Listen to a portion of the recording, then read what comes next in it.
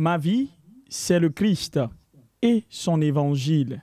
Je veux être avec lui, être son ami. Je lui donne ma vie, tout ce que je suis, car il m'a aimé et m'a racheté. Comme un bon berger, il m'a tant cherché, et enfin trouvé, je suis comblé. Nous dit, feu, Monseigneur Nicodème Yves Anani Bariga bénissant, dans l'un de ces morceaux que nous aimons tant. Bien-aimés dans le Seigneur, bienvenue dans Dies Domini et merci de votre fidélité à la SMA Togo TV. Le peuple du baptisé n'a d'autre trésor que l'Évangile, qui est le Christ. Et il n'y a de communauté chrétienne qui ne soit missionnaire. Tout au long de cette émission, nous allons réfléchir ensemble sur les paroles qui nourrissent notre foi en ce dimanche. Nous nous poserons des questions essentielles pour comprendre comment Dieu parle à chacun de nous. Restons donc attentifs car les leçons de ce dimanche sont un véritable appel à la transformation personnelle.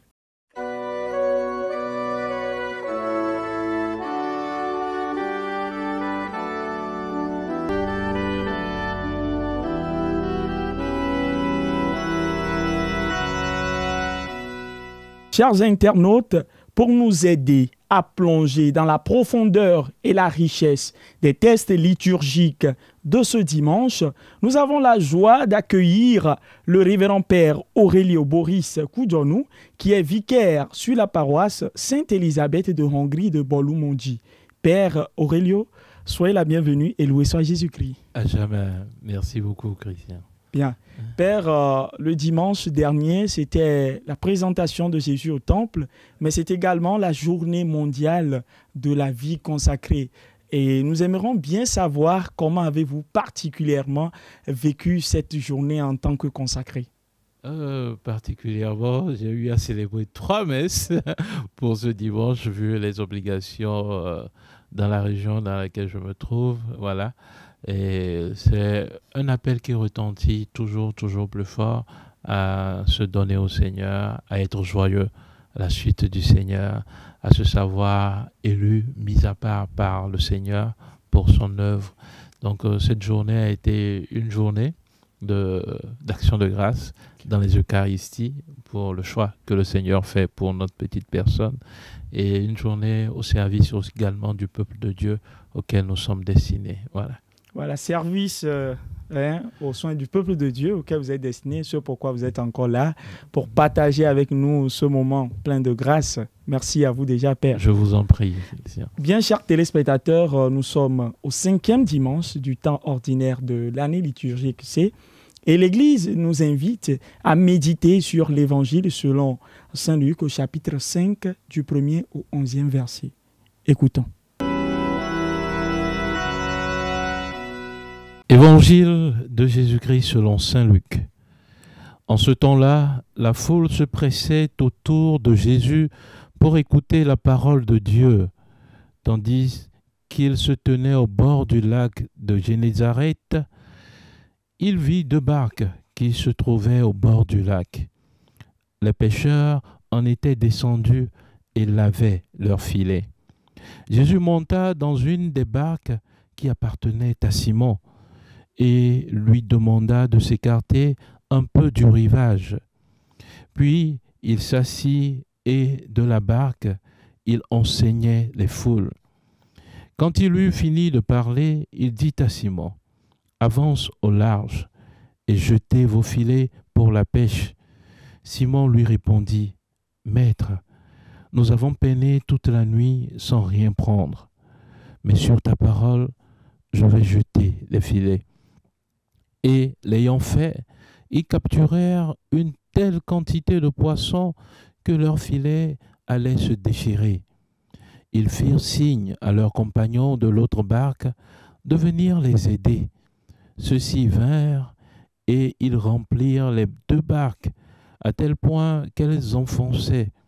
À cette vue, Simon-Pierre tomba aux genoux de Jésus en disant, « Éloigne-toi de moi, Seigneur, car je suis un homme pécheur. » En effet, un grand effroi l'avait saisi, lui et tous ceux qui étaient avec lui, devant la quantité de poissons qu'ils avaient pêchés. Et de même Jacques et Jean, fils de Zébédée, les associés de Simon. Jésus dit à Simon, « Sois sans crainte, désormais ce sont des hommes que tu prendras. » Alors ils ramenèrent les barques au rivage et, laissant tout, ils le suivirent. Acclamons la parole de Dieu. Louange à toi, Seigneur Jésus. Merci, Père, pour la lecture de l'Évangile. De prime abord, mon Père, dans quel contexte pouvons-nous situer ce récit que nous venons d'entendre? Dans le contexte, on pourrait parler immédiatement des miracles, les signes qu'accomplit Jésus au début de l'évangile de Luc. Puisque avant cet évangile, Jésus accomplissait des miracles à Capharnaüm. Voilà. Puis après, on nous raconte cet épisode en Luc 5. Puis encore va suivre une série de miracles. Donc généralement, globalement, plutôt on peut le placer au milieu des miracles qu'accomplit Jésus dans l'évangile de Luc. Voilà. Bien, Père. Alors, l'évangélique Luc nous révèle que Jésus se trouve maintenant dans une barque, celle de Simon-Pierre. Oui. Déjà, pourquoi ce choix? C'est Jésus qui... Cela déjà est un enseignement pour nous. C'est Jésus qui décide ce qu'il veut, qui il veut. Notons bien que l'Évangile nous dit qu'il y avait 2 barques sur la rive. Justement. Mais il choisit celle de Simon. Lui seul sait ce qu'il voulait, ce qu'il voulait faire dans la vie de Simon. Lui seul sait pourquoi c'est Simon qu'il voulait, pas les autres. Voilà. Lui seul sait pourquoi il choisissait Simon pour que les autres soient bénis. La barque de Simon pour que les autres soient bénis. Voilà. Et cela est un enseignement pour nous par rapport à l'appel de Dieu. Voilà. Dieu choisit qui il veut, quand il veut, comme il veut, comment il veut. Voilà. Mon Père, je pense également que c'est déjà l'appel des premiers disciples à la suite de Jésus, en vous attendre parler. Et donc, maintenant, que devons-nous comprendre par cette pêche miraculeuse? Oh, il y a tellement d'enseignements dans cet évangile, tellement d'enseignements.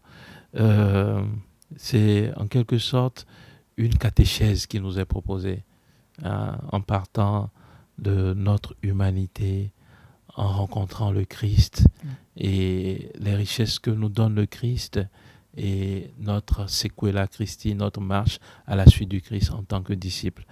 D'abord, quand nous prenons l'évangile, on dit, comme nous l'avons dit tout à l'heure, Jésus était là pour enseigner. Et il y avait une multitude de foules. Il y a beaucoup de gens, mais Jésus choisit la barque de Simon. Et Simon n'a pas refusé lui offrir cette barque, bien qu'il ne le connaissait pas peut-être. Il lui donne librement sa barque. Et Jésus, il dit à Simon de s'éloigner un peu du rivage. Là aussi, c'est un enseignement. S'éloigner un peu de la foule. La foule dans les évangiles, nous voyons un peu ce que c'est. Quand nous voyons la conversion de Zachée, qui a bravé la foule et monté dans un arbre.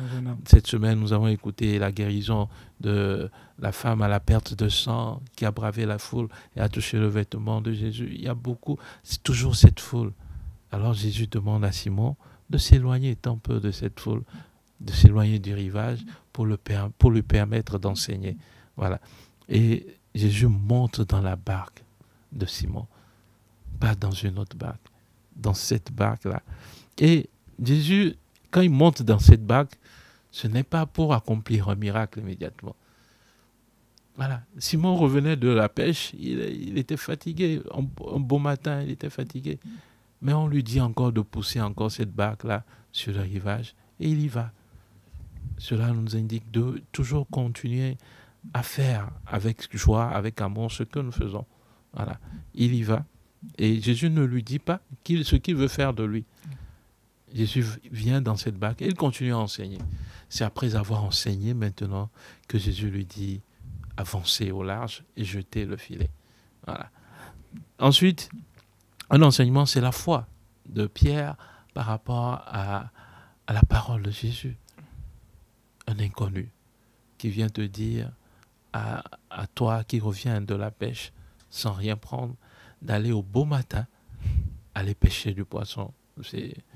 Et en plus, un charpentier, s'il le connaît, un charpentier, c'est vraiment insensé, si on peut le dire. Oui. Voilà, c'est insensé. Mais Pierre accepte quand même de faire ce saut dans le vide sur la parole de celui. Il venait d'écouter la parole de ce maître, l'enseignement de ce maître. Donc dans la barque, il a écouté lui aussi cet enseignement. Seigneur, je n'ai rien pris toute la nuit, mais tu as enseigné tout à l'heure, tu viens encore de me parler, alors sur ta parole, je vais jeter le filet. Et c'est ce qu'il a fait, l'obéissance dans la foi, et nous avons vu le miracle qui s'en est suivi. Alors, puis après, les différents enseignements que nous pourrons tirer, Pierre, lorsque ces filets étaient pleins de poissons, il ne les a pas gardés pour lui seul. Il les a gardés aussi pour ceux qui n'en avaient pas. Oui. Ceux qui étaient sortis avec lui la nuit sans rien prendre. Il a pensé à eux. Et directement, eux aussi sont venus et les deux barques étaient pleines de poissons. Et finalement, voyant la grandeur de cette œuvre, Pierre se sent indigne devant la grandeur de ce miracle qui venait de se produire. Et il change de nom. Au début, il appelait Jésus Maître. Et finalement, il appelle Seigneur. Voilà. Il reconnaît en lui un envoyé de Dieu. Le titre Seigneur, c'est le titre du ressuscité. Voilà. Déjà, Luc glisse pour nous des éléments par rapport à la personne de Jésus. Seigneur, je suis un homme pécheur. Mm-hmm. Puis finalement, Jésus lui dit, calme-toi, ne crains pas. Voilà. Désormais, ce sont des pécheurs d'hommes que tu vas prendre. Et Pierre, puis les autres acceptent et suivent Jésus en laissant tout, même ce qu'ils avaient pris. Les poissons pour lesquels ils étaient sortis, ils ont tout laissé. Ils ont suivi Jésus. Voilà les quelques enseignements rapidement que nous pouvons tirer de cet évangile. Alors mon père, comment Simon-Pierre et ses compagnons réagissent-ils à cet appel qu'a lancé Jésus? C'est d'abord la foi. Ils ont eu foi en cet inconnu-là. Voilà. Ce sont des caractéristiques de l'appel. L'appel n'est jamais certain. Mais on accepte de faire un saut dans le vide pour voir ce qui va en sortir par rapport à la foi en celui qui m'appelle. Souvent on dit les yeux fixés sur Jésus. Celui qui m'appelle, il vient d'enseigner dans la barque. Alors je lui fais confiance et j'avance. C'est lui qui a parlé. Si je vais encore en mer, cela ne me coûte rien. Alors j'accepte de faire ce pas. Cela ne me coûte rien. Et j'y vais une fois. Et voilà que le Seigneur confirme cet appel. Le Seigneur accomplit ses promesses dans ma vie. Voilà. Donc il se jette dans le vide avec foi en la parole de celui qui appelle. Voilà. Mon père, vous avez mentionné la foi. Et quels sont d'autres peut-être principaux thèmes qui ressortent de ce récit que nous devons garder pour ce dimanche? Comme je l'avais déjà souligné plus haut, il y a la foi qui se traduit généralement, la foi à 3 niveaux. La foi comme croyance, la foi comme confiance et la foi agissante. Voilà. Donc, ici, on a un niveau, au deuxième palier, la foi comme confiance. J'ai confiance en celui qui m'appelle. Donc la confiance en Dieu, la foi en Dieu. Peu importe les situations, peu importe le pincement de cœur que ça me donne, j'accepte d'aller de l'avant. Voilà, parce que j'ai foi, j'ai confiance en celui qui m'appelle. Le deuxième enseignement que nous pouvons tirer de cet évangile que je propose, c'est également la générosité. Tout à l'heure, je disais, Pierre, quand il a pris ces poissons, il n'a pas pensé à lui seul. D'autres, ils pouvaient prendre ces poissons et les filets allaient se rompre. Voilà, et il aurait tout perdu. qui trop embrasse mal étreint. Voilà. Mais Pierre a accepté, il a pensé aux autres. Ah, je ne peux pas tout ramasser. Non, tout cela, je ne peux pas tout ramasser. Il a pensé aux autres et ils sont venus l'aider pour que les poissons regagnent le rivage. Donc, cette générosité, ce partage auquel je suis appelé avec les biens que Dieu me donne, les charismes, les dons, les biens matériels que Dieu me donne, ce n'est pas en fait pour moi. Dieu me les donne pour l'édification de son peuple, pour le bien des autres. Et il faut arriver à faire ce dépassement. Voilà. Le troisième enseignement que nous pouvons tirer, c'est le détachement qui se traduit par la suite de Jésus-Christ. Ils abandonnent tout. Si celui qui nous a appelés est capable de faire sortir du poisson, des poissons, une multitude de poissons, en plein jour, alors que ce n'était pas le moment de la pêche, j'accepte de le suivre. Voilà, j'accepte de le suivre. Le quatrième enseignement, c'est l'appel de Dieu, comme nous l'avons dit au début, qui appelle qui il veut, quand il veut, comment il veut. Que nous soyons pécheurs, que nous soyons justes. Dieu sait ce qu'il inscrit dans le cœur de chaque homme pour l'édification de son peuple.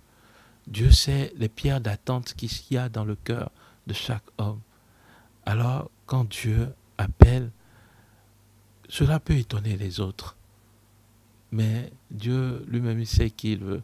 La deuxième lecture de ce jour nous dit dans long. Paul, qui était un persécuteur des chrétiens, il a été appelé par le Seigneur. Et grâce à lui, nous avons ces nombreux livres du Nouveau Testament. Dieu sait qui il appelle, quand il appelle, comment il appelle. Voilà les quelques enseignements que je peux rapidement nous proposer par rapport à l'évangile de ce jour. D'accord, mon père. Juste pour édifier, nous avons bien envie de savoir comment le Seigneur vous a appelé, vous.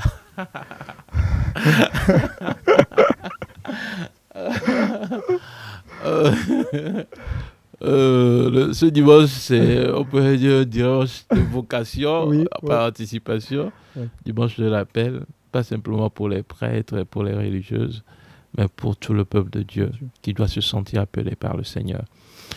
Par rapport à mon appel,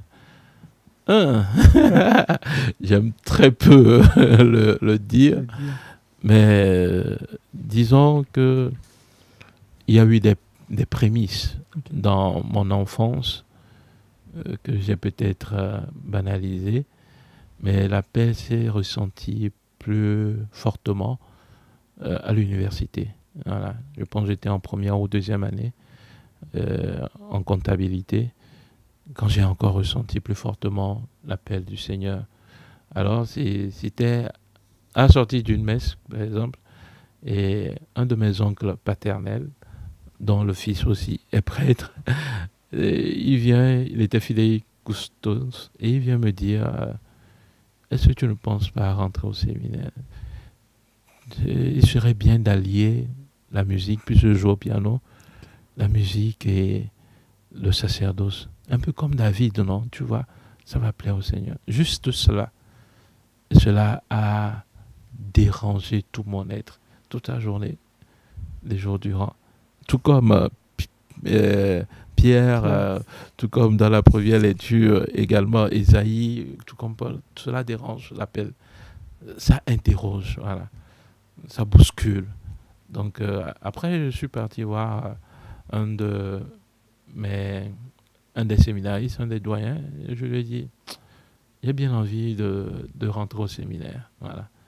Et il m'a dit, c'est une très bonne idée, il faut en parler au curé. Alors le père Désiré Baudard, alors je suis parti vers lui, il m'a bien accueilli, il m'a encouragé, mais j'aimerais que tu finisses ta licence d'abord. Alors ce qui fut fait, j'ai fini ma licence en audit et contrôle de gestion, puis après j'ai suivi mon bon nombre de chemins en comptant sur le Seigneur, en ne sachant pas où aller. D'ailleurs, en allant au séminaire propédeutique, je ne savais pas où ça se trouvait, en ne sachant pas où aller, mais en comptant sur le Seigneur qui appelle, quoi. Et Dieu, fidèle à ses promesses, il fait de moi ce que je suis aujourd'hui, par pure grâce. Par pure grâce, mon père. Sûrement que vous avez une anecdote à partager dans votre parcours vocationnel qui vous aurait marqué? Une anecdote dans le parcours Oui, vocationnel qui aurait marqué. Hmm, Immédiatement, je ne trouve pas. Le parcours était, je pourrais dire, bien avec le Seigneur, bien avec les frères. Hein. Les frères étaient là présents, les confrères étaient là présents. Donc cette joie d'avoir des confrères, d'avoir le Seigneur, voilà, tout cela faisait qu'on est devenu ce que nous sommes aujourd'hui. Voilà. D'accord, mon père. Un autre personnage également important qui nous est présenté ce dimanche, c'est le prophète Isaïe, dont vous venez de mentionner le nom, qui, dans sa vision, voit le Seigneur dans sa gloire. Alors, quel message spirituel nous transmet-il à travers cette expérience mystique? Oui. On dit, il voit l'arche de l'alliance avec les séraphins qui se tenaient au-dessus. Il voit le Seigneur, il dit Saint, Saint, Saint, d'où le sang tout ce que nous avons aujourd'hui. Voilà. Et devant tout cela, il dit malheur à moi, je suis perdu car je suis un homme aux lèvres impures. Voilà, j'habite au milieu d'un peuple aux lèvres impures. Mais le Seigneur l'aide, le Seigneur le ravise, on dit, en lui envoyant un ange, hein, un des séraphins qui vient toucher ses lèvres, quoi. Il dit, ceci a touché tes lèvres et maintenant ta faute est enlevée, ton péché est pardonné. Voilà. Alors j'entendis la voix du Seigneur, qui enverrai-je? Et finalement, Isaïe qui répond, me voici, envoie-moi. Tout à l'heure, je le disais, l'appel n'est pas pour une catégorie de personnes. C'est Dieu qui appelle qui il veut, quand il veut. Isaïe se voyait vraiment indigne de cet appel. Mais souvent je dis, par rapport aux appels de Dieu, Dieu qui donne la vision, donne forcément la provision pour accomplir cette vision-là. Voilà. Dieu qui appelle, il donne les moyens de parvenir à cet appel. Voilà. À Isaïe, il a touché ses lèvres pour lui dire, je te rends pur. Maintenant, avance avec moi. À Pierre, Jésus dit, ne crains pas. Désormais, ce ne sont plus les poissons que tu as pêchés, mais tu seras pêcheur d'hommes. Confiant, il avance. Alors, le message, vraiment, c'est de faire confiance à celui qui nous appelle. Peu importe notre passé, peu importe les péchés que nous avons faits, l'instant de la rencontre avec le Christ, avec le Seigneur qui nous appelle à lui faire confiance, le Seigneur qui a confiance en nous appelant, alors nous lui devons ce retour de confiance en acceptant son appel. Voilà un peu ce que nous pouvons garder de cet appel d'Isaïe. Bien, mon père, maintenant, comment ce récit peut-il inspirer nous, croyants, nous, chrétiens, aujourd'hui? Ah oui, je viens de le dire, nul n'est digne de l'appel de Dieu. Il y a une hymne du temps de Carême qui dit point de prodigue que l'on ne cherche, nul n'est trop loin pour Dieu. Nul n'est trop loin pour Dieu. Peu importe les pénombres du péché dans lesquels tu te trouves, peu importe ton passé, ne laisse pas ce passé t'incriminer au point de refuser l'appel de Dieu. Voilà.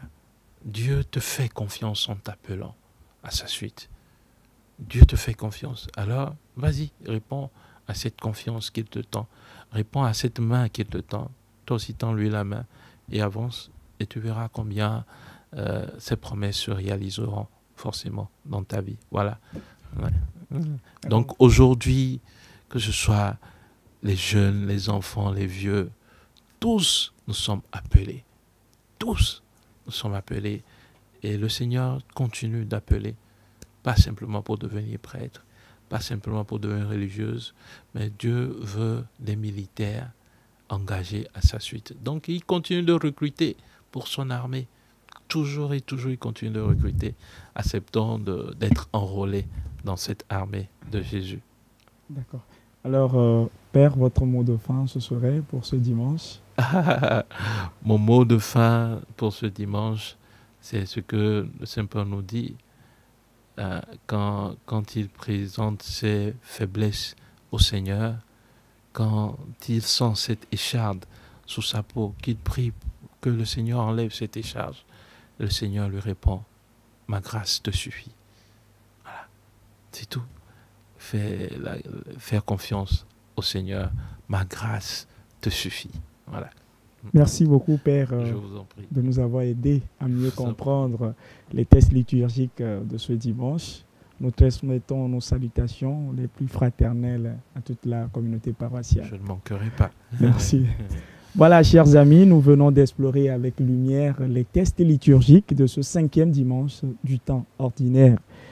Ils nous rappellent l'appel de Dieu dans notre quotidien, nous invitant à répondre avec foi, espérance et confiance. Comme Simon-Pierre, nous sommes appelés à devenir des pêcheurs d'hommes pour le royaume de Dieu. Osons faire de notre barque l'instrument de notre mission.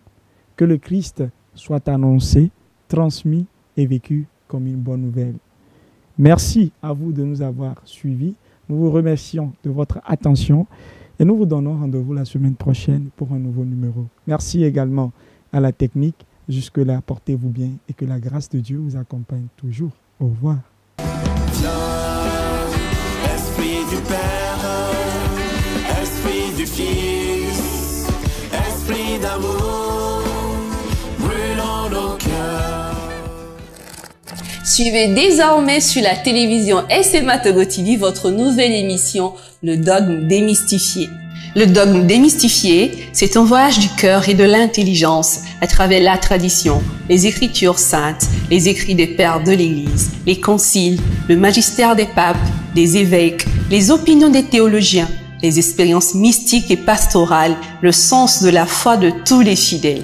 Le dogme démystifié, à l'école de Saint-Augustin et Saint-Anselme, que la foi nourrisse notre compréhension et que notre meilleure compréhension fasse grandir notre foi. Le dogme démystifié, une émission de la SMA Togo TV, coproduite avec l'abbé Jean-Claude Do pour l'intelligibilité de la foi et la croissance dans la connaissance des mystères révélés. On se retrouve bientôt.